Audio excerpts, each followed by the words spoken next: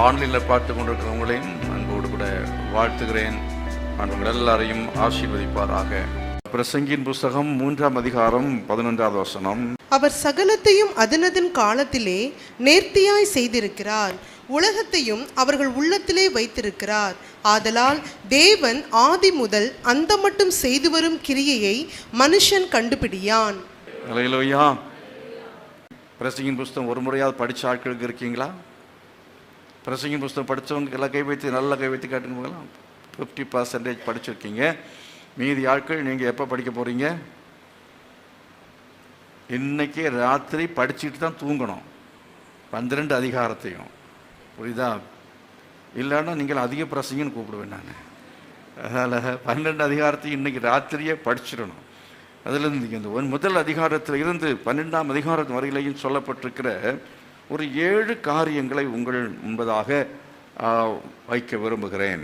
அதாவது இந்த தேவனுடைய நோக்கம் நம்மில் நிறைவேறுவதற்கு நாம் என்ன செய்ய வேண்டும் என்பதை இந்த பிரசங்கியின் புஸ்தகம் மட்டுமல்ல, 66 புஸ்தகத்திலையும் நம்ம பார்க்குறோம். 66 புஸ்தகத்திலையும் நாம் படிக்கும்போது நாம் என்ன செய்ய முடிகிறது என்றால் அதை நம்ம பார்க்க முடியும். இந்த 66 புஸ்தகத்திலையும் அப்படின்னு சொல்லும்போது, நேற்றைக்கு நான் அதை சிந்தித்த உடனே இந்த 66 புஸ்தகம்னா 666ன்னா இன்னும் ஒரு நம்பர் தான் கூடுதல் நிறையா. ஏன் 66 புஸ்தகத்தை ஆண்டவர் என்ன செய்யணும், இவ்விதமாக கொடுக்கணும் அப்படின்னு சொல்லி நான் யோசித்த போது அதில் இருந்து சில யோசனைகள் எனக்கு வந்தது. அந்த யோசனைகள்னால் ஒரு வெளிப்பாடுன்னு சொல்லலாம். ஒரு வெளிச்சம், ஒரு வெளிப்பாடு வந்தது. அப்படின்னா என்ன? அதாவது 2:6, அதில் 3:6 2:6 அப்படின்னா பழைய ஏற்பாடு புதிய ஏற்பாடு என்கிறதுக்கு ஆண்டவர் அங்கே என்ன செய்திருக்கிறான்னு சொன்னால் 2 இலக்கத்தை கொடுத்துருக்கிறார். கர்த்தரை மகிமைப்படுத்துவோமா? அல்லேலூயா. 2 இலக்கம், 3 இலக்கம் இல்லை, 2 இலக்கம். இந்த 2 இலக்கம் என்பது பழைய ஏற்பாடு புதிய ஏற்பாடு என்கிற அடிப்படையில் அது இந்த 66 என்று ஆண்டவர் கொடுத்துருக்கிறார். ஒரு 100ன்னு கொடுத்துருந்தான்னா 3 இலக்கத்தில் கொடுத்துருக்கலாம் இல்லையா? ஆனால் ஆண்டவர் 66 அப்படின்னு சொல்லி கொடுத்துருக்கிறார். இப்போ இந்த 66 அப்படின்னு சொல்லி கொடுக்குற சமயத்தில் இது 6 அப்படிங்கிற அந்த எண்ணை நான் யோசித்து பார்த்தேன். 6ன்னா என்ன? 6 அப்படின்னா 6 நாளில் கர்த்தர் மனுஷன் என்ன செஞ்சாராம்? படைத்தார். அப்படின்னா மனுஷனுடைய நம்பர் தான் 6 அப்படிங்கிறது. பிதா குமாரன் பரிசுத்தாவியானவர் 3 அப்படின்னா தெய்வீகம். கர்த்தருக்கு ஸ்தோத்திரம். அல்லேலூயா. 6 நாளில் மனுஷனை படைத்தார். ஆகவே மனுஷீகம் 6 அப்படின்னாலே. அதனால தான் பிரசங்கிமார் கூட பாருங்கள், பிரசங்கம் நாங்கள் பண்ணும் பொழுது 1 3 இல்லைன்னா 6 7 குறிப்புகளை ஆண்டவர் கொடுப்பார். எப்படி தேடினாலும் கடைசி 7ல் வந்து நிற்கும். 7 குறிப்பு இருக்கும். ஒரு விஷயத்தை எடுத்துக்கிட்டால் மினிமம் ஒரு 7 இருக்கும், 3 to 7 இருக்கும். 7 அப்படின்னா ஒரு பூரணம், ஒரு பூரணத்தை காட்டுகிற 7ஆம் நாளில் 7 நாட்களில் ஆண்டவர் என்ன செய்தார்? எல்லாவற்றையும் படைத்து ஓய்ந்திருந்தார் 7ஆம் நாள். அதே போல் 7 அப்படிங்கிறது வேத புத்தகத்தில் நிறைய நீங்கள் பார்க்கலாம். 7 7 7 7ன்னு பார்க்கலாம். இந்த 7 எல்லாமே அது எதை காட்டுகிற? பூரணத்தை காட்டுகிறது. நாம் என்ன செய்ய வேண்டும்? பூரணராக கடந்து போவோமாக. அல்லேலூயா. நாம் மனுஷனாக இருக்கிறவர்கள் நாம் என்ன செய்ய வேண்டும் என்றால் நாம் பூரணராக மாற வேண்டும். பூரணன் என்று சொல்லும் பொழுது நம்ம மனுஷீகம் எல்லாம் களைந்து போட்டு மனுஷிக தன்மைகள் போய் தெய்வீக தன்மையில் பூரணமடைய வேண்டும். அல்லேலூயா. மனுஷத்தன்மைகள் அவைகள் எல்லாவற்றையும் நம்ம களைந்து போட்டு பழைய மனுஷனை களைந்து போட்டு புதிய மனுஷனை என்ன செய்யுங்கள்? தரித்து கொள்ளுங்கள் என்று சொல்லப்பட்டிருக்கிறது. ஆனால் அப்படின்னால நம்ம ஒரு புதிய மனுஷன் அப்படின்னா யார்? இயேசு கிறிஸ்து. தெய்வீக தன்மை, இயேசுவினுடைய குணாதிசயங்கள், அது எல்லாவற்றையும் நம்ம முழுமையாக பூரணமாக பெற்றுக்கொள்ளுகிற ஒரு அனுபவம், அதுதான் பூரணமாக்கப்படுதல். இப்போ அதை குறித்து வேத புத்தகத்தில் நீங்கள் படிக்கிற சமயத்தில் எங்கே வாசிக்கிறீங்க? எபிரேயர் நிருபத்தில் நம்ம வாசிக்கும் பொழுது பூரணராகும்படி கடந்து போவோமாக. எபிரேயர் 6ஆம் அதிகாரம் 2வது வசனத்தை வாசித்து பாருங்க.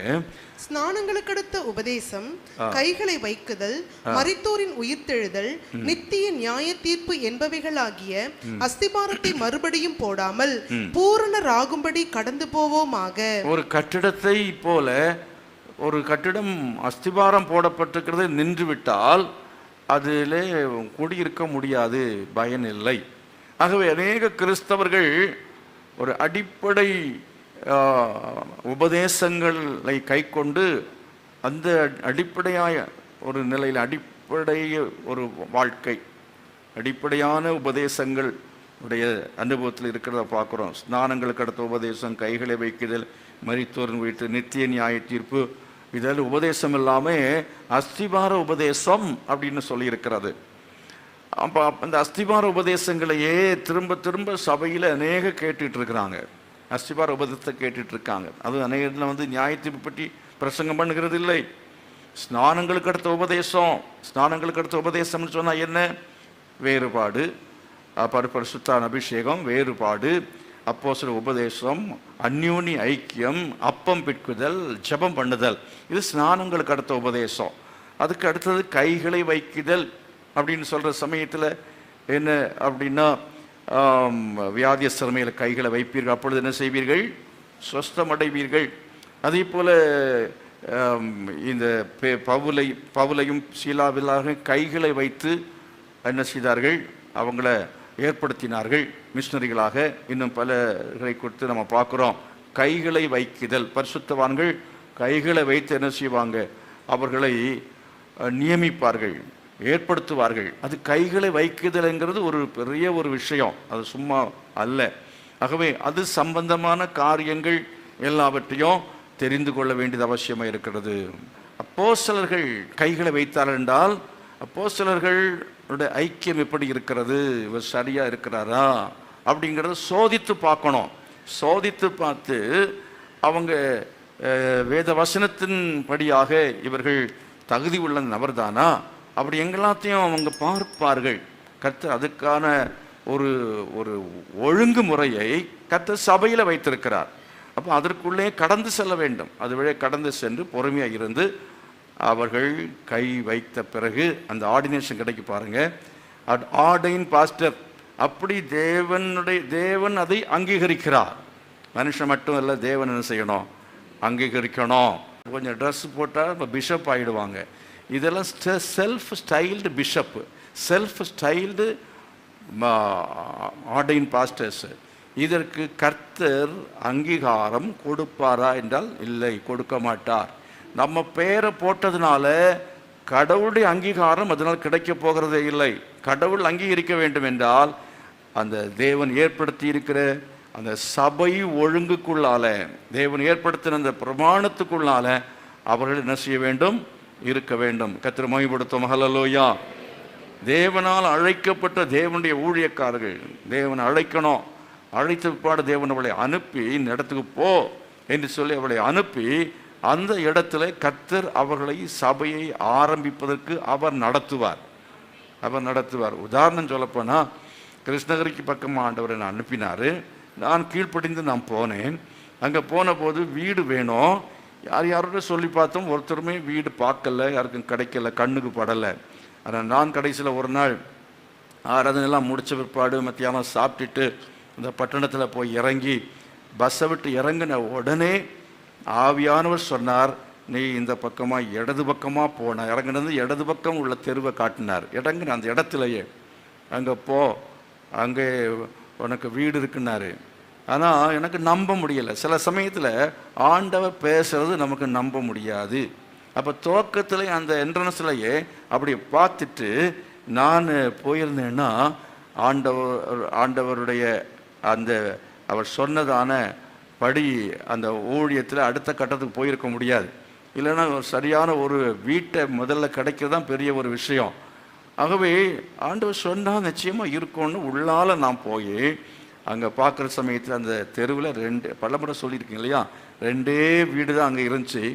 அந்த வீட்டில் ஒரு வீடு காலியாக இருந்துச்சு. கர்த்தரை மகிமைப்படுத்தலாம். யாரும் சொல்லித்தரல. யார் சொல்லி தந்தது? ஆண்டவர் சொல்லி தந்தார்.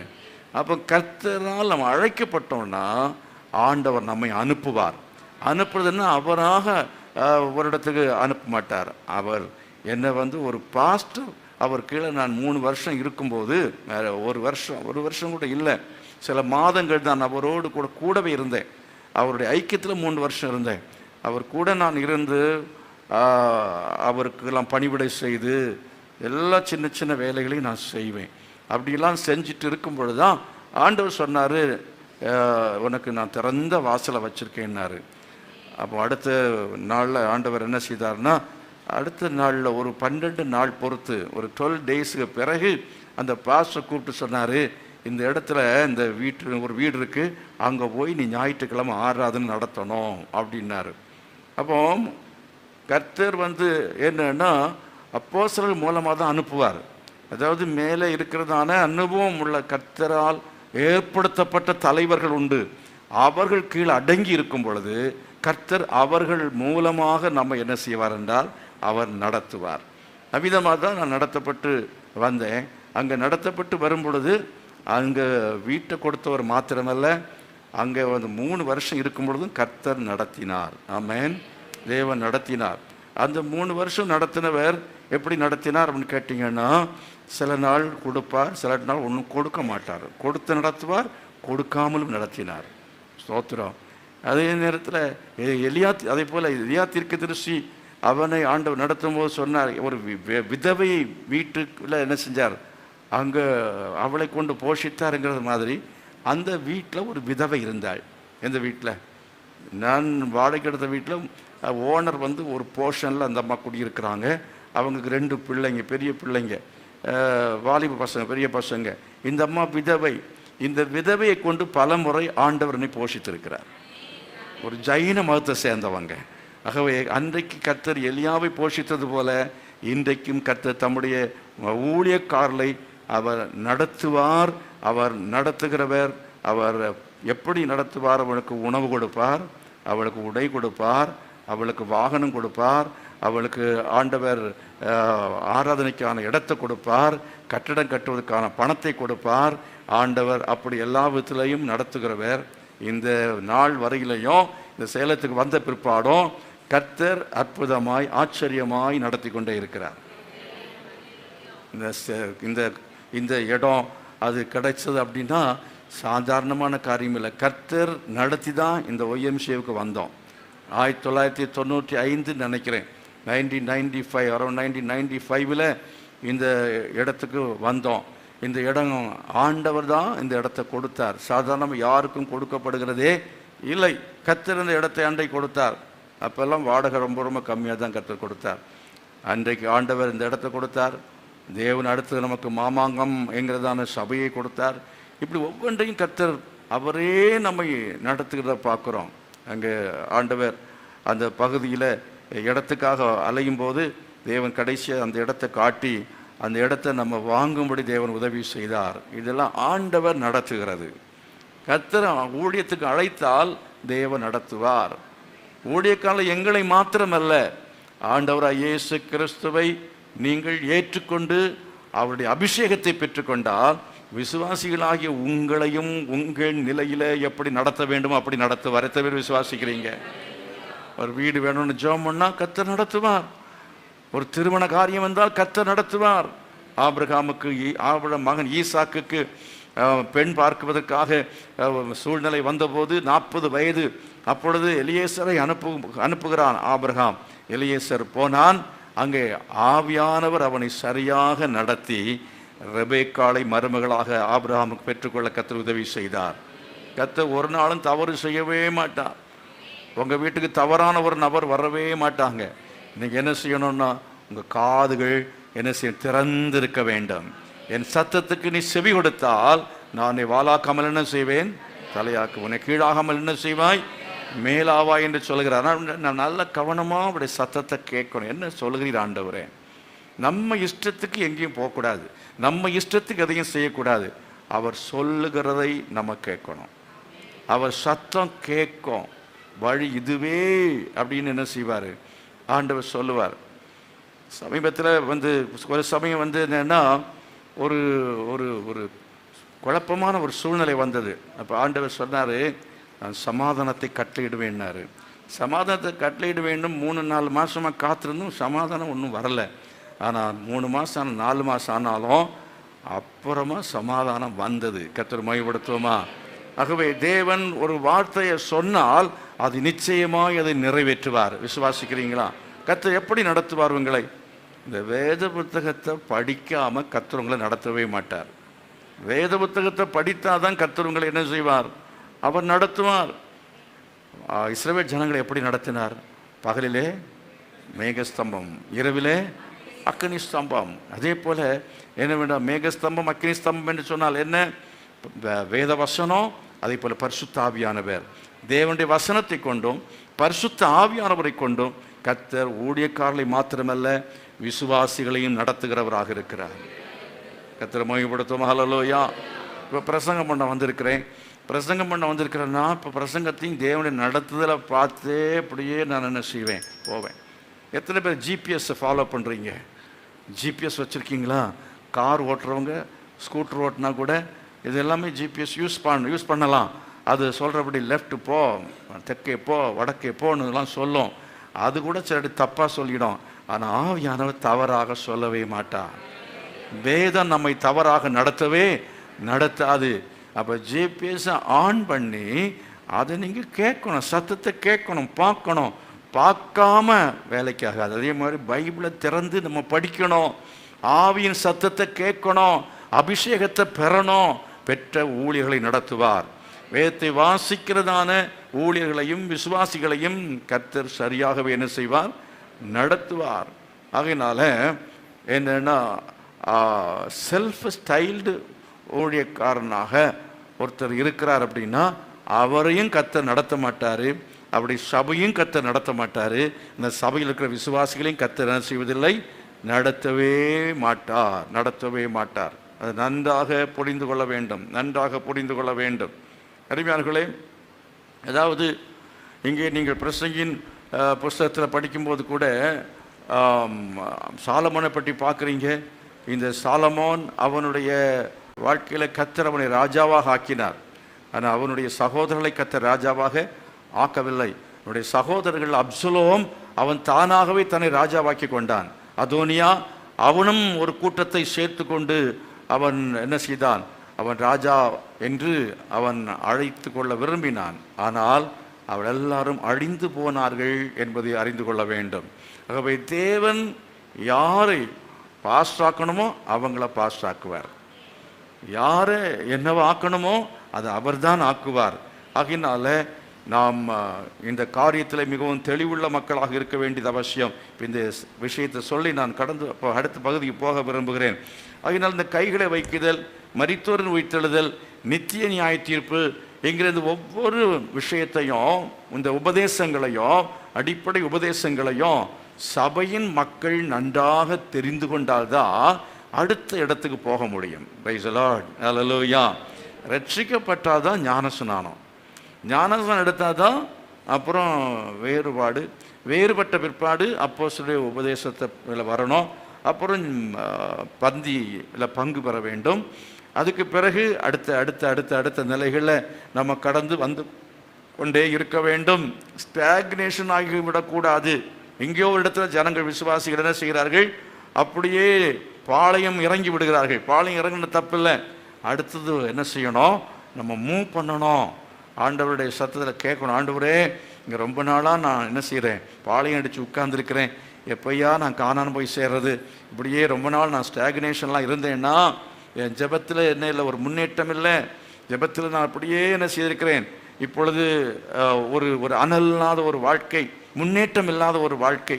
வேத வாசிப்பு இப்போ ஒரு ஸ்டாக்னேஷன் ஆகி போச்சு. ஆண்டவரே, பல காரியங்களே நான் இப்பொழுது ஆவிக்குரிய காரியங்களே நான் இப்பொழுது ஒரு தேக்க நிலை அடைந்திருக்கிறேன். ஆகவே இதிலிருந்து நான் புறப்பட வேண்டும் அப்படின்னு சொல்லி இந்த வருஷத்தில் ஒரு தீர்மானம் எடுக்கணும். இந்த வாரத்தில் தீர்மானம் எடுத்த ஆண்டவரே நான் புறப்படணும், ஆவிக்குரிய ஜீவியத்தில் நான் முன்னேற்றம் அடைய வேணும், ஊழியத்தில் ஆண்டவரே நான் ஒரு அடுத்த கட்டத்துக்கு நான் போகணும். என்னுடைய ஆவிக்குரிய நிலையில் மாத்திரமல்ல, உலக பிரகாரமான காரியங்களிலேயும் நான் ஒரு அடுத்த நிலைக்கு நான் போக வேண்டும் அப்படின்னு சொல்லி தேவ சமூகத்தில் இந்த நாட்கள் உபவாசம் பண்ணி நம்ம ஜெபம் பண்ணி கேட்குற சமயத்தில் கர்த்தர் நம்மை அடுத்த நிலைக்கு நடத்தி செல்வார். எத்தனை பேர் விசுவாசிக்கிறீங்க? ஒரு தேக்க நிலையை விட்டு நாம் கடந்து செல்ல முடியாத கர்த்தர் என்ன செய்வார்? உதவி செய்வார். எத்தனை பேர் விசுவாசிக்கிறீங்க? பூரணராகும்படி கடந்து போவோமாக என்று அங்கே பார்க்குறோம். இப்போ நான் சொன்னதான விஷயம் இப்போ எங்கே வந்தேன்? 66லேருந்து வந்துட்டு பேசிக்கிட்டு இருக்கிறேன் இல்லையா? 66 அப்போ 7 அப்படின்னா என்னது? பூரணம் அப்படிங்கிறத பார்க்குறோம். பூரணத்தை குறிக்கும். அது எப்படி பூரணம் ஆகுதுன்னு பாருங்கள். 6 அது கூட 1 சேர்த்திங்கன்னா 7, அதுதான் பூரணம். நீங்கள் கூட இயேசுவை சேர்த்துட்டீங்கன்னா நீங்கள் பூரணர் ஆகிடுவீங்க. அல்லேலூயா. அந்த 6 மனுஷன் அவர் கூட கடவுளை நீங்கள் ஆண்டவராக இயேசுவை சேர்த்து கொண்டால் நீங்கள் பூரணராவீர்கள். Price the Lord. அல்லேலூயா. அதே போல் நாம் பூரணமாக மாற வேண்டும் என்று சொன்னால் என்ன செய்யணும் தெரியுமா? பூரணம் இல்லை, 10ன்னா சம்பூரணம். 10ன்னா சம்பூர்ணம். பல இடங்களில் வேதத்தில் 10 அப்படின்னா 9 10 கொடுத்துருப்பாங்க. 10 கட்டளைகள், இதே போல் 10 கன்னிகைகள் அப்படின்னு 10ங்கிறத ஏன் கொடுத்துருக்கிறார்? சம்பூரணத்தை காட்டுகிறது. 12 அப்படி என்று சொன்னால் அது பரிபூரணம். அது என்ன? பரிபூரணம். அதாவது பரிபூர்ண ஆசீர்வாதத்தை பெறுவான். யார் பரிபூர்ண ஆசீர்வாதத்தை பெறுவான்? உண்மை உள்ள மனுஷன் பரிபூர்ண ஆசீர்வாதங்களை பெறுவான். உண்மை உள்ள மனுஷன். அப்போ ஆசீர்வாதத்தில் பரிபூரணம் வேண்டுமா? கிருபையில் பரிபூரணம் வேண்டுமா? விசுவாசத்தில் பரிபூரணம் வேண்டுமா? அதே போல் ஆவிக்குரிய ஜீவித்திலையும் ஒரு பரிபூர்ணமான நிலைமை அப்படின்னு சொன்னால் கொஞ்சம் ஒன்றில் பழுது ஒன்றும் இல்லை.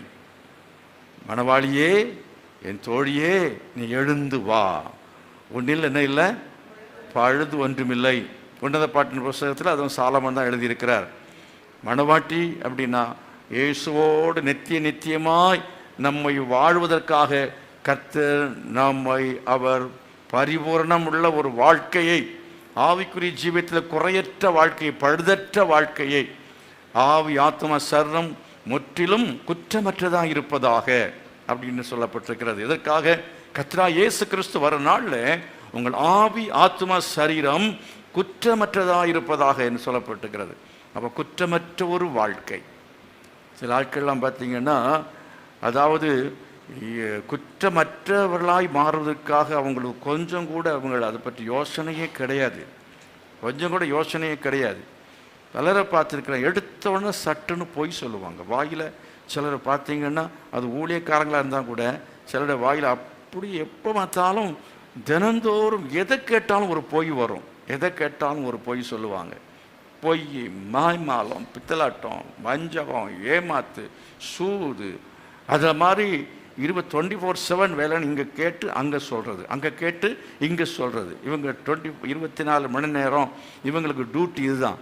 இந்த மாதிரி குடும்பங்களை குழப்பம் உண்டாக்குறது, சண்டை போடுவது, இப்படி பல விதமான இந்த காரியங்களிலேயே இருக்கிறதான விசுவாசிகள், ஊழியக்காரங்களை இன்றைக்கு நிறைய பார்க்க முடியும். அதில் சில ஆட்கள் பேசினா குப்பையாக இருக்கும், அர்த்தம் இருக்காது, சும்மா பேசிக்கிட்டே இருப்பாங்க.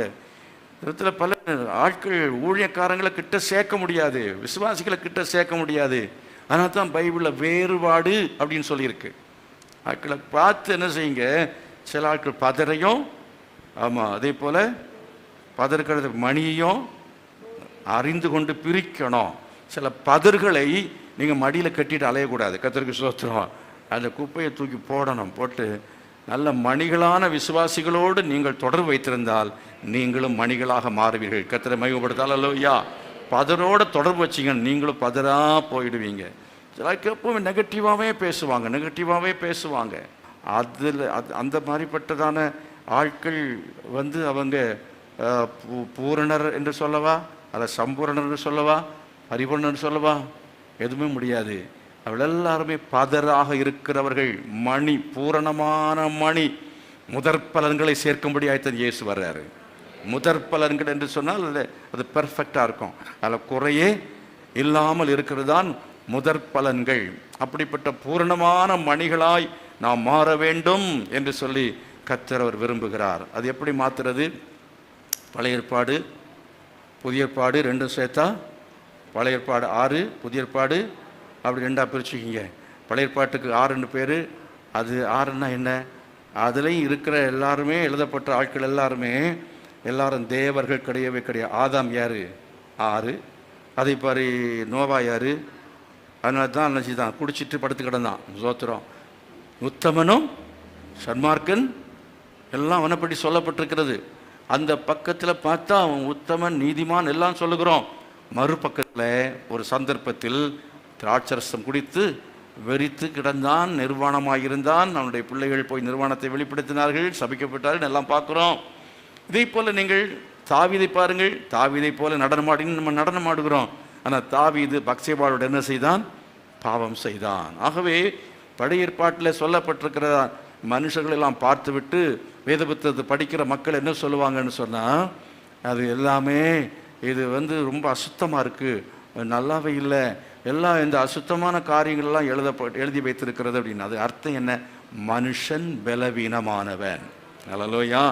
அதெல்லாத்தையும் மறைச்சி ரொம்ப பர்ஃபெக்டான காரியத்தை பற்றி மட்டும் அந்த பழைய ஏற்பாட்டில் உள்ளதான மக்களை பற்றி எழுதி வைத்திருந்தால் அது பைபிள் அல்லவே அல்ல. பைபிள் பாவத்தையும் பரிசுத்தத்தையும் ரெண்டையும் பேசுகிற ஒரு புஸ்தகமாக இருக்கிறது.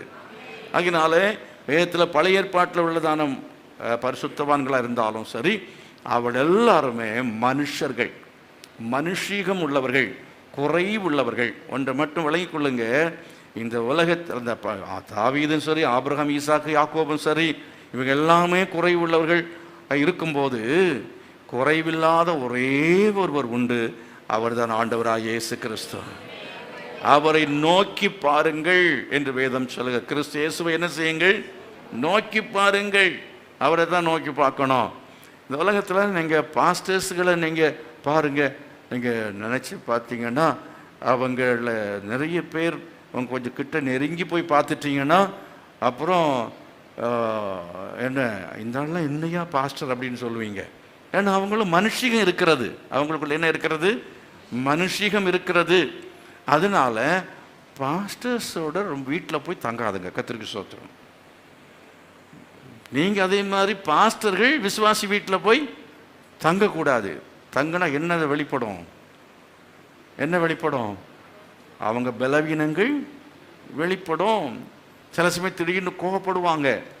என்ன பாஸ்டர் கோபப்பட்டாரு அப்படின்னு சொல்லி பெரிய பாவம் பாவம் செய்திருவாங்க அப்படிங்கிற சொல்லலை. நீங்கள் எதிர்பார்க்குற மாதிரி நீங்கள் இப்போ ரொம்ப தேவ தூதராக இருப்பார் அப்படின்னு நினைப்பீங்க, ரொம்ப பர்ஃபெக்டாக இருப்பார் அப்படின்னு நினைப்பீங்க.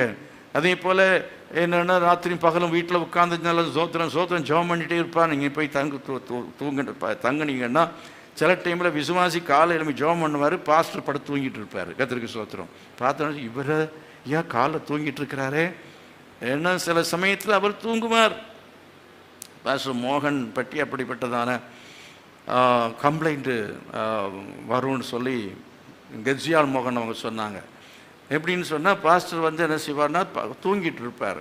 அவர் ஏன் தூங்கிட்டு இருப்பார் அப்படின்னா, வெளிநாடெல்லாம் சுற்றிட்டு அவர் இறங்கினா ஜெட்லாக்னு ஒன்று இருக்குது பாருங்கள்.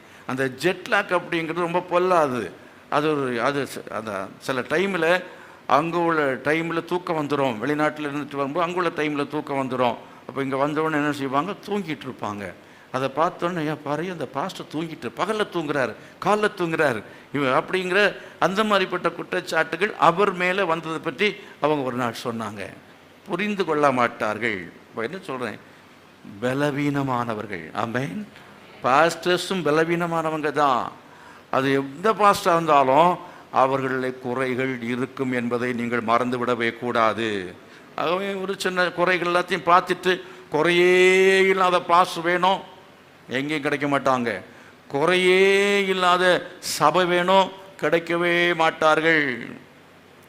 இப்போ என்ன செய்யணும்? நீங்கள் இந்த பழைய ஏற்பாடு இருக்கு பாருங்க, இந்த பழைய ஏற்பாடு முழுசையும் படிங்க, புதிய ஏற்பாடு முழுசையும் படிங்க. அதில் இருக்கிற உபதேசங்களை நீங்கள் என்ன செய்யுங்க? ரெண்டையும் இணைத்து கை கொள்ளுங்கள். கர்த்தர் உங்களை அவர் பரிபூர்ணமாக்குவார். ஆறையும் சேர்த்து பாருங்க, எத்தனை வருது? 12க்கு பேர் என்னது? Praise the Lord. அல்லேலூயா. அதனால் பழைய ஏற்பாடையும் கை கொள்ளணும், புதிய ஏற்பாடையும் கை கொள்ளணும். சங்கீதத்தை ஒரு அதிகாரம் படித்தா இங்கே ரோமரையும் ஒரு அதிகாரம் என்ன செய்யணும்? படிக்கணும். அங்கே நீங்கள் அடுத்தது லேவியராகமத்தை ஒரு அதிகாரத்தை படிச்சீங்கன்னா இங்கே எபிரேயரும் ஒரு அதிகாரத்தை என்ன செய்யணும், படிக்கணும். பழைய ஏற்பாடையும் புதிய ஏற்பாடையும் நாம் படித்து என்ன செய்ய வேண்டும் என்று சொன்னால் அதன் அடிப்படையில் நாம் வாழ வேண்டியது அவசியமாக இருக்கிறது. அவங்கள பார்த்து இவங்களை பார்த்து வாழ வேண்டாம். பழைய ஏற்பாட்டிலையும் புதிய ஏற்பாட்டிலையும் சொல்லப்பட்டிருக்கிறதான ஒருவர் உண்டு, அவர்தான் வார்த்தையானவர். இயேசு கிறிஸ்துவை பற்றி தான் பழைய ஏற்பாட்டிலையும் புதிய ஏற்பாட்டிலையும் சொல்லப்பட்டிருக்கிறது. அவரை பார்த்து என்ன செய்ய வேண்டும், நாம் வாழுகிற சமயத்தில் நாம் பரிபூரணம் அடைய போகிறோம், பரிபூர்ணமுள்ளவளாக நாம் மாறப்போகிறோம். எத்தனை பேர் விசுவாசிக்கிறீங்க? சத்தமாக கர்த்தரை மகிமைப்படுத்துவோம். ஹல்லேலூயா. ஆகையினால இவ்வளவு சத்தியத்தோடு இன்றைக்கி நிறுத்தி உங்களை வீட்டுக்கு அனுப்பினா நீங்கள் என்ன சீக்கிரமாக போய் சேருவீங்க. இல்லை இன்னும் பிரசங்கின் புஸ்தகத்தை இனி ஆரம்பித்தா நீங்கள் ராத்திரி முழுசும் இங்கே இருக்க வேண்டியது வரும்னு நினைக்கிறேன். ஸ்தோத்திரம். அந்த பிரசங்கின் புஸ்தகத்தை நீங்கள் யூடியூப்பில் போய் போட்டு கேட்கணும். ராத்திரி என்ன செய்யுங்க, ஆன் பண்ணிக்கிட்டே கொஞ்சம் தூரமாக வச்சுட்டு கேளுங்க, அப்படியே தூங்கிடுவீங்க. கர்த்தருக்கு ஸ்தோத்திரம். தூங்குறதுக்காக கேட்க வேண்டாம், போட்டு நல்லா கேட்டிங்கன்னா அதுலேருந்து குறிப்பு எடுக்க முடியும். ஒரு 7 விஷயம் நான் அதை சொல்லியிருப்பேன், ஒரு 7 விஷயங்கள் நான் சொல்லியிருப்பேன். என் கிருபையினால் தேவ நோக்கம் நிறைவேறும் என்பதை உணர்ந்து கொள்ளுங்கள். சொல்ல நான் பிரசங்கம் பண்ணலை. 2வது, தனக்காகவே அந்த சாலமான் பிரசங்கியானவன் பிரயாசப்பட்டான். எனக்காக கட்டினேன்னு சொல்லுவான். நீங்கள் உங்களுக்காக வாழாமல் இயேசுவுக்காக வாழணும். உங்களுடைய கிரியையினால் அல்ல, கிருபையை நீங்கள் சார்ந்து கொள்ள வேண்டியது அவசியமாக இருக்கிறது என்கிறதை குறித்து நான் பேசியிருப்பேன். அதே போல் உலக இன்பங்கள், சந்தோஷம், இவைகள் எல்லாவற்றையும் அற்பம் என்று குப்பையாக, இதெல்லாம் என்னென்னு சொன்னால் அர்த்தமற்றவை, மாயை, இல்லைன்னா மீனிங்லெஸ்னால் அர்த்தமற்றது. இந்த உலகத்தில் சந்தோஷமான இந்த உலகத்தின் சிற்றின்பங்கள் இவைகளெல்லாம் அர்த்தமற்ற காரியங்கள். உங்கள் வாழ்க்கையை அர்த்தமற்றதாய் மாற்றிவிடும். உங்கள் வாழ்க்கை என்ன செய்யும்? அர்த்தமற்றதாய் மாற்றிவிடும். இந்த உலகத்தில் நமக்காகவே மாத்திரம் நம்ம ஜீவிக்கிறோம், நம்ம உழைக்கிறோம், சம்பாதிக்கிறோம், காலை சாயங்காலம் 18 மணிக்கு வேலை செய்கிறோம், சாப்பிட்றோம், மிருகத்தை போல தூங்குறோம்னா உங்கள் வாழ்க்கை அர்த்தமற்றதாய் மாறிவிடும், மாயை. அதே போல் பிரசங்கி 2:25 2 அதிகாரம் 25-26 படிக்கும்போது பாவங்களை என்ன செய்யணும், அதை செய்கிறவன் பாவி என்ன செய்கிறான்னா நல்லவங்களுக்காக எல்லாத்தையும் சம்பாதித்து வைத்து விட்டு போகிறான் என்று சொல்லியிருக்கிறது. அப்போ எப்படி சம்பாதிக்கிறான்? பாவம் செய்தான் சம்பாதிக்கிறான், அநியாயமாக தான் சம்பாதிக்கிறான். ஆகவே அநியாயமாக சம்பாதிக்கிறத விடணும், நியாயமாக சம்பாதிக்கணும். அநியாயமாக சம்பாதிச்சா, பரிதானம் வாங்கினா, ஏமாற்றி வாங்கினா அதெல்லாம் நிற்காது. இங்கே சம்பாத்தியம் கூட அது அர்த்தமற்றதாய் போய்விடும். சம்பாதிக்கிறேன் ஞாயிற்றுக்கிழமையும் சேர்த்து சம்பாதிக்கிறேன்னு சொன்னால் உங்கள் வாழ்க்கை அர்த்தமற்றதாய் மாறிவிடும். அப்படினால அதை நீங்கள் செய்யக்கூடாது என்பதை குறித்து அந்த பிரசங்கின் புஸ்தகத்திலே சொல்லி இருக்கிறது. 2ஆம் அதிகாரத்தை 25-26 சொல்லி இருக்கிறது. அதே போல் 5வது பிரசங்கி 3:12 வாசிக்கும் போது, அதாவது நன்மை செய்கிறதே அல்லாமல் வேறு எதை நன்மை செய்கிறதும் அல்லாமல், அந்த வசனத்தை நம்ம பார்க்குறோம். சொல்லி நம்ம சீக்கிரமாக போயிடலாம், வாசிக்க பார்க்கலாம். மகிழ்ச்சியாய் இருப்பதும் உயிரோடு இருக்கையில் நன்மை செய்வதுமே அல்லாமல். செத்த பிறகு நன்மை செய்ய முடியாது. யாருக்கா நன்மை செய்யணுமா? பேரண்ட்ஸு உயிரோடு இருக்கும் பொழுது தான் நீங்கள் அவங்களுக்கு நன்மை செய்ய முடியும். அவங்க செத்துப்போன ஒரு பாடு அவங்களுக்கு ஒன்றும் செய்யவே முடியாது. பேரண்ட்ஸ் உயிரோடு இருக்கையில் அவங்களுக்கு நன்மை செய்யுங்கள். அதே போல் நீங்கள் உயிரோடு இருக்கையில் சபைக்கு நன்மை செய்யுங்கள். கர்த்தர் மகிமைப்படுத்தாலோயா. உலகத்தில் இருக்கிற காலத்தில் கர்த்தர் கொடுத்த திறமைகளையும் தாளந்துகளையும் நீங்கள் பணத்துக்காக அப்படின்னு எதிர்பார்க்காம கர்த்தருக்காக என்ன செய்யணும்? நீங்கள் அதான் நன்மை செய்வது, நன்மை செய்யணும். அதாவது உழைப்புக்காக ஊழியத்தில் உதவி செய்வது அப்படிங்கிறது அல்ல. ஒருவேளை தேவைப்பட்டால் அது பெற்றுக்கொள்ள தவறு இல்லை. ஆனால் என்ன செய்யணும்னா சபைக்கு நன்மையாக இருக்கணும். கர்த்தர் மகிமைப்படுத்துவோமா? மகிழ்ச்சியாக இருக்கணும். மகிழ்ச்சி அப்படின்னு சொன்னால் என்ன? கர்த்தருக்குள் மகிழ்ச்சியாக இருக்கணும். ஜெபத்தில் சந்தோஷம் வரணும், வேத வாசிப்பில் சந்தோஷத்தை பெறணும், உபவாசத்து மூலம் மகிழ்ச்சி அடையணும், ஆத்மாதாயத்தின் மூலம் மகிழ்ச்சி அடையணும், ஆராதனைக்கு வந்து மகிழ்ச்சி அடையணும். அதான் மகிழ்ச்சியாக இருப்பதும் நன்மை செய்வதுமே அல்லாமல் வேறு எண்ணத்தை தேவன் உங்களை என்ன செய்கிறார், எதிர்பார்க்கிறார். 6வது பிரசங்கி 3ஆம் அதிகாரம் 13-14 வாசிக்கிற சமயத்தில் வாசித்து பாருங்க. பிரசங்கி அன்றியும் மனுஷர் யாவரும் புசித்து குடித்து தங்கள் சகல பிரயாசத்தின் பலனையும் அனுபவிப்பது தேவனுடைய அனுக்கிரகம். அதாவது என்னதான் நம்ம சம்பாதிச்சாலும் புசித்து குடித்து வாசிக்க புசித்து குடித்து தங்கள் சகல பிரயாசத்தின் பலனையும் அனுபவிப்பது. குடித்து சகல, அதாவது இப்போ டாக்டர் என்ன சொல்றாரு, பழம் சாப்பிடாத, அப்புறம் 2 இட்லி தான் சாப்பிடு சொல்றாரா இல்லையா? எல்லாத்தையும் சம்பாதிச்சு வச்சாச்சு, பேங்க் நிறைய பணம் இருக்கு, வீட்டை மூட்டை எல்லாம் இருக்கு, ஆனால் சாப்பிட்றதுக்கு முடியுமா? முடியாது. உடம்பெல்லாம் வியாதி. புசித்து குடித்து சீக்கிரமா சகல பிரயாசத்தின் பலனையும் அனுபவிப்பது. சகல பிரயாசத்தின் பலனையும் அனுபவிப்பது. சகல பிரயாசத்தின் பலனை அனுபவிக்கணும்னா வசனம் என்ன சொல்லுது? தேவனுடைய அனுக்கிரகம். தேவனுடைய அனுக்கிரகம். அவ கொடுத்து வைக்கணும். சில கொடுத்து வச்சவன் ஆண்டவன் அனுக்கிரகம் பாராட்டாமல் நம்ம ஒன்றை அனுபவிக்கவே முடியாது. ஒரு விஷயம் உங்களுக்கு தெரியுமா? இந்த சாலமன் இருக்கிறாரு, இவன் 12 வயசுல ராஜாவா மாறினானா. 12 15 வயசுன்னு சொல்றாங்க. 40 வருஷம் ஆட்சி செய்தான். என்ன இருந்தாலும் சரி, எல்லாத்தையும் உண்டு பண்ணினான். எல்லாம் அவனுக்கு சம்பூர்ணமாக இருந்தது. வெள்ளி பொண்ணு பணம் எல்லாம் இருந்தது. ஆனாலும் 55 வயதில் மரித்து போனான் என்று சொல்கிறார்கள். எல்லாம் இருந்து என்ன பிரயோஜனம்? நீண்ட நாள் உயிரோடு இருக்கிறது தேவன் கொடுக்குற அனுக்கிரகம். Praise the Lord. ஹல்லேலூயா. அதுக்காக என்ன செய்யணும்? அப்போ தினந்தோறும் ஜெபம் பண்ணணும். ஆண்டவரே, உம்முடைய பிரயாசத்தின் பலனை அனுபவிக்கணும். அதுக்கு உம்முடைய அனுக்கிரகம் எனக்கு தேவை என்று சொல்லி ஒவ்வொரு நாளும் ஜெபம் பண்ணு. ஹார்ட்டில் கை வச்சு ஜெபம் பண்ணு, கிட்னியில் கை வச்சு ஜெபம் பண்ணுங்க. ஜெபம் பண்ண முன்னால் நல்லா ஸ்தோத்திரம் கொடுத்ததுக்காய் ஸ்தோத்திரம். உங்களுடைய அனுக்கிரகம் தேவை ஆண்டவரே. உங்கள் தள்ள நீங்களே கை வச்சு ஜெபிங்க, அனுக்கிரகம் பண்ணுங்கப்பா அப்படின்னு சொல்லி கேட்கணும். கடைசியா 7வதாக நம்ம பிரசங்கி 3:14 படிக்கிற சமயத்தில் நீ தேவனுக்கு பயந்து வாழணும். நியாய தீர்ப்பு என்று ஒன்று உண்டு. ஒரு நாள் கர்த்தர் என்ன செய்ய போகிறார்? நியாய தீர்ப்பிலே கொண்டு நிறுத்த போகிறார் என்கிறதை அறிந்து என்ன செய்ய வேண்டும்? நாம் செய்ய வேண்டிய பல காரியங்கள் உண்டு. அதை நான் இப்போ சொல்ல நேரம் இல்லை. ஒரு 6-7 காரியங்கள் இருக்கிறது. அதுக்கு பிறகு உள்ள எல்லாமே அந்த 3வது அதிகாரத்துக்கு பிறகு இங்கே 4ஆம் அதிகாரம், 5ஆம் அதிகாரம், 6ஆம் அதிகாரம், 7ஆம் அதிகாரம், 8, 9, 10, 11, 12 இந்த அதிகாரங்களில் சொல்லப்பட்டிருக்கிற காரியங்கள் எல்லாமே நியாய தீர்ப்புக்கு தப்பிக்கொள்வதற்காக நாம் தேவ நோக்கத்தின் அடிப்படையில் நாம் வாழ்ந்து இந்த தேவ நோக்கம் நம்மளை நிறைவேறுவதற்கு நாம் என்ன செய்ய வேண்டும், அந்த நித்தியத்தை அடைவதற்கு, நித்திய வாழ்வை பெறுவதற்கு நாம் என்ன செய்ய வேண்டும் என்பதை மீதி அதிகாரங்களே சொல்லி இருக்கிறவங்க கேட்டு அந்த குறிப்பை எடுத்துக்கொள்ளுங்கள். அதை வைத்து தியானம் பண்ணுங்கள். கர்த்தர் நம்மை ஆசீர்வதிப்பாராக. எல்லா தேவ சமூகத்திலும் என்று ஆண்டு நோக்கி நம்ம ஜெபம் பண்ணி கேட்போம். ஆண்டவரே, அதனதன் காலத்தில் எல்லாவற்றையும் நேர்த்தியாய் செய்திருக்கிற உம்முடைய கரங்களிலே என்னையும் என் குடும்பத்தையும் ஒப்புத்தருகிறேன் என்று சொல்லுகிற ஆட்கள் கரங்களை உயர்த்தி சொல்லுங்க. ஆண்டவரே, என் வாழ்க்கையில் எல்லாவற்றையும் நீ நேர்த்தியாய் செய்திருக்கிறேன், எல்லாம் நேர்த்தியாய் செய்திருக்கிறேன், எல்லாம் நேர்த்தியாய் செய்திருக்கிறேன். ஓ, என்னுடைய ஆண்டவரே, சரீரத்தின் ஒவ்வொரு அவயவங்களும் நேர்த்தியாய் எனக்கு செய்து எனக்கு கொடுத்துருக்க ஆண்டவரே. ஓ ஹல்லேலூயா. என் குடும்பத்தில் செய்ய வேண்டிய காரியங்கள் எல்லாம் நேர்த்தியாய் செய்யப்பட்டிருக்கிறது, நேர்த்தியாய் செய்யப்பட்டிருக்கிறது. அதுக்காக ஸ்தோத்திரம் என்று சொல்லி எல்லாம் கர்த்தரை ஸ்தோத்திரம் பண்ணுங்க.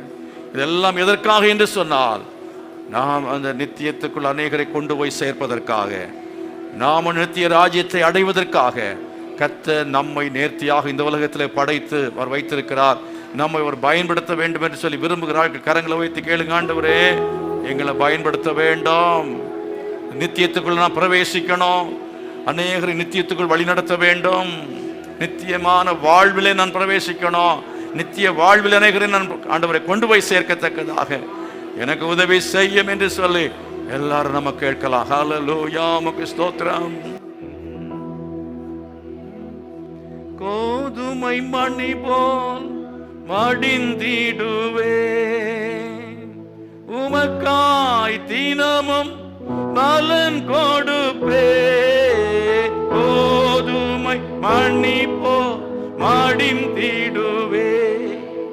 உமக்காய் தினமும் பலன் கொடுப்பே. அவமானம் நிந்தை சிலுவைதனை, அவமானம் நிந்தை சிலுவைதனை அனுதினம் உமக்காய் சுமந்திடுவே. அனுதினம் உமக்காய் சுமந்திடுவே. உமக்காக தானே ஐயா நான் உயிர் வாழ்கிறேன் ஐயா. உமக்காக தானே ஐயா நான் உயிர் வாழ்கிறேன் ஐயா. இந்த உடலும் அன்பர் உமக்காக தானே ஐயா. இந்த உடலும் உள்ளமெல்லாம் அன்பர் உமக்காக தானே ஐயா. ஒரு முறை இப்படி எல்லாம் சேர்ந்து சத்தமா, இந்த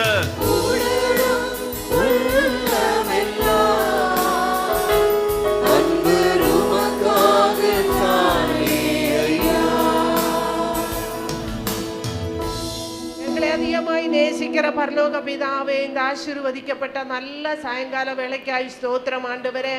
அப்பா, உம்முடைய சமூகத்தில் கடந்து வந்து உம்முடைய வசனத்தை தியானிக்க, உம்முடைய வசனத்தை அறிந்து கொள்ள தேவன் உதவி செய்தீரே. கர்த்தாவே, ஒவ்வொன்றையும் அதனதன் காலத்தில் நேர்த்தியாக படைத்த தேவன் எங்களையும் படைத்ததின் நோக்கத்தை நாங்கள் புரிந்து கொண்டு ஒவ்வொரு நாளும் உமக்காக ஜீவிக்க எங்களுக்கு உதவி செய்ய வேண்டுமாய் ஜெபிக்கிறோம். ஏதோ வாழுகிறோம் ஜீவிக்கிறோம் நல்ல ஆண்டவரே, நீர் படைத்த நோக்கம் ஒவ்வொரு நிமிஷமும் நாங்கள் புரிந்து கொண்டவர்களாக உமக்காக வாழ உதவி செய்யுங்க. இயேசுவின் நாமத்தில் பிதாவே, ஆமென். கேட்ட வசனத்துக்கு எல்லா கத்திர ஸ்தோத்திரம் பண்ணுங்க. எப்படி வாழும்படிய கத்த கிருபை செய்வாராக. ஓ ஹல்லேலூயா. தேவையுள்ளதான ஜனங்கள் எல்லாம் கையில் வச்சு ஜெபம் பண்ணுங்க. ஆண்டவரே, தேவையுள்ள ஒவ்வொரு தேவையிலும் கத்த சந்தியும் ஒவ்வொருவரையும் ஆசீர்வதித்து அனுப்பும்படியாக நாங்கள் ஜெபிக்கிறோம். ஆண்டவரே, கட்டுகள் நீங்கட்டும், வியாதிகள் நீங்கட்டும், பலவீனங்கள் நீங்கட்டும், பிரச்சனைகள் நீங்கட்டும், சுகம் உண்டாகட்டும், சமாதானம் உண்டாகட்டும், ஆசீர்வாதம் உண்டாகட்டும், நித்திய ஜீவனையும் உடைய பிள்ளைகள் பெற்றுக்கொள்வார்களாக. இந்த அடுத்த வாரம் முழுவதும் கர்த்தாவே நீர் உடைய பிள்ளைகளோடு இந்த வழி நடத்துங்க. நடைபெறப்போகிற உபவாச கூட்டங்கள் மற்றும் உள்ள விசேஷத்த கூட்டங்கள் எல்லாவற்றிலையும் ஆண்டவரே உம்முடைய ஆசீர்வாதம் இருக்க நாங்கள் ஜெபிக்கிறோம். வந்து அதில் பங்கு பெற எல்லாரையும் உற்சாகப்படுத்தும். அந்த பிள்ளைகளை ஆசீர்வதித்து அனுப்புங்க. இயேசுவின் நாமத்தில் பிதாவே, ஆமென். நம்முடைய கர்த்தராய் இருக்கிற இயேசு கிறிஸ்துவின் கிருபையும் பிதாவாகிய தேவனுடைய அன்பும் பரிசுத்த ஆவியானுடைய அந்யோன்யமும் சமாதானம் பாதுகாவலும் நம் அனைவரோடும் சகல பரிசுத்தவான்களோடு கூட இன்றும் இன்றைக்கு நிலைத்திருப்பதாக. ஆமென். God bless you. கர்த்தர் உங்களை ஆசீர்வதிப்பாராக.